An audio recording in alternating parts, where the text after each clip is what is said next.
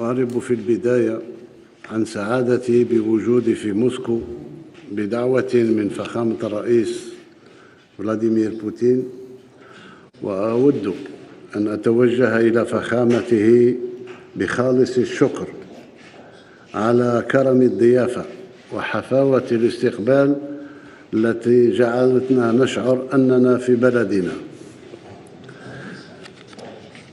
هذه الزيارة التي تندرج في إطار الجهود التي يبذلها بلدنا لتوطيد علاقاتنا الثنائية وتعزيز ديناميكية التعاون بيننا.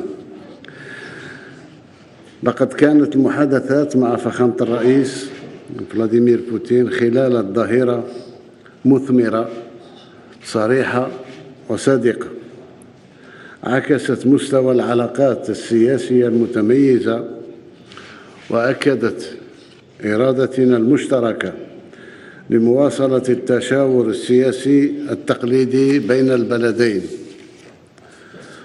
وأفتح قوس لأقول أننا متفقين مع كل ما جاء به فخامة الرئيس فلاديمير بوتين من خلال تدخله. لقد تطرقنا بطبيعة الحال كأصدقاء لعلاقات الثنائية في مختلف الميادين وسبل تعزيزها، وتبادلنا وجهات النظر حول القضايا الإقليمية والدولية التي تهم بلدينا. وفي هذا الصدد أسجل ارتياحنا لتوافق الرؤى تجاه الملفات التي تناولناها بالحديث، ومنها قضية النزاع في الصحراء الغربية والوضع في منطقة الساحل والقضية الفلسطينية والتطورات التي تشهدها منطقة الشرق الأوسط، كما تطرقنا إلى ما يجري في ليبيا. لقد سمحت هذه الفرصة بتوجيه جزيل شكرنا لفخامة الرئيس على دعم روسيا للترشح بلدي للانضمام إلى مجموعة البريكس، واتفقنا على المضي بالعلاقات الجزائرية الروسية إلى المزيد من التعاون، وهو ما يعكس توقيعنا على تصريح الشراكة الاستراتيجية المعمقة التي يشهد على حرصنا المشترك لتكثيف وتوسيع التعاون بما يتماشى مع مستوى علاقاتنا التاريخية التي تمتد إلى أكثر من 60 سنة، وذلك من خلال اعتماد خارطة طريق طموحة للتعاون الثنائي يهدف إلى الاستفادة من أوجه التكامل الاقتصادي بين البلدين. إن التوقيع الذي تم اليوم على عدة اتفاقيات ومذكرات تفاهم يعكس بوضوح طموحنا إلى توسيع نطاق التعاون.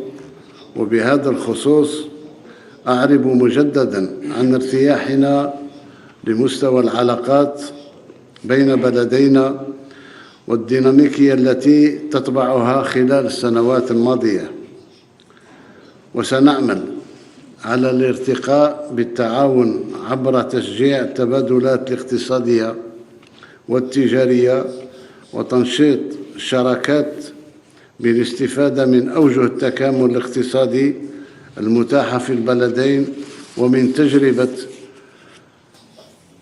فيدرالية روسيا في كل ميادين الصناعية، صنع الأدوية، فيما يخص الميكانيك، وكل مجالات مفتوحة للتعاون.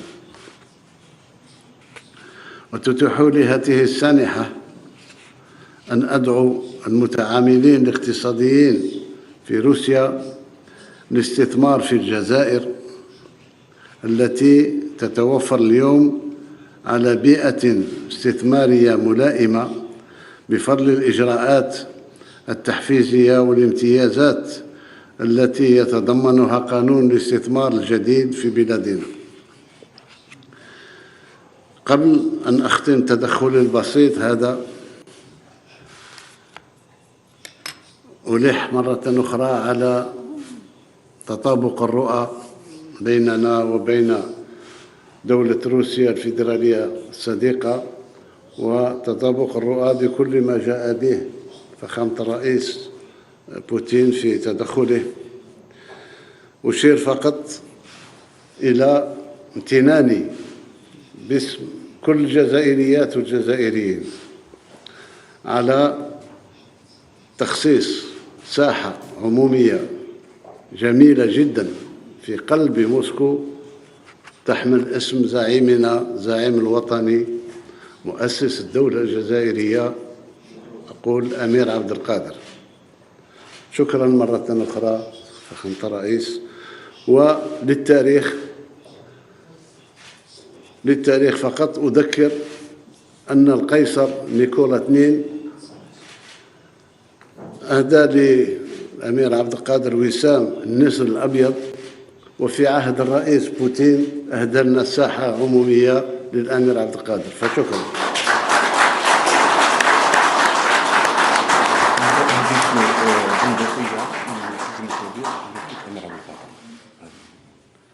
وكما أشير فقط أن أمس مع حضور الجالية الجزائرية أبت الجزائر إلا أن تكرم آخر من جنود الفيلق الذي كان يشتغل في الجزائر مباشرة بعد الاستقلال في نزع الألغام التي زرعت من طرف المستعمر، والتي ما راح ضحيتها كثير من جنود الروس. نترحم على أرواحهم، وشاكر مرة أخرى هذا التدخل للجيش الروسي في نزع الألغام. ربما تكون في اتفاقيات إلى كذلك تطهير مناطق التي تم فيها التجارب النووية أيام الاستعمار، أن تطهر من طرف ربما مختصين من أصدقائنا في روسيا الفيدرالية. شاكر لفخامة الرئيس صدره الرحب وسعة الصدر على قبوله إمكانية توسط بين صديق دولة صديقة روسيا الفيدرالية وأوكرانيا فيما يخص النزاع القائم حاليا. شاكر له هذه الثقة وستكون في محلها إن شاء الله. وفي الأخير أود أن أحيي التزام فخامة الرئيس فلاديمير بوتين بالعمل على تنشيط علاقتنا الثنائية ومشاوراتنا السياسية، وعلى الأهمية التي يوليها شخصيا لتعزيز شراكتنا في كافة الميادين. دامت الصداقة الروسية الجزائرية، والسلام عليكم ورحمة الله تعالى وبركاته.